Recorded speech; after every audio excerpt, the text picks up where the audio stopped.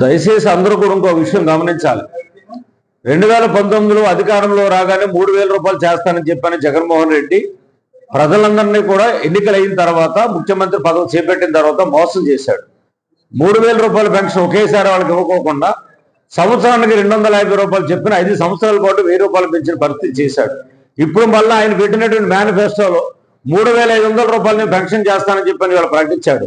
3,500 కూడా ఏకదాటికి ఒకసారి కాదు, సంవత్సరానికి 250 రూపాయలు చెప్పిన, అంటే 2025లో 250, 2026లో 250 రూపాయలు పెంచుకుంటూ వెళ్తా ఉన్నాడు. కానీ చంద్రబాబు గారు ఈయనకంటే ముందే సూపర్ 6 అనేటువంటి దాన్ని పెట్టినటువంటి దాంట్లో పెన్షన్ ప్రతి ఒక్కరికి కూడా 4,000 రూపాయలు చేస్తాం, అది కూడా జూలై నెల నుంచే చేస్తాం, ఒకేసారి ఇస్తారు 4,000 రూపాయలు.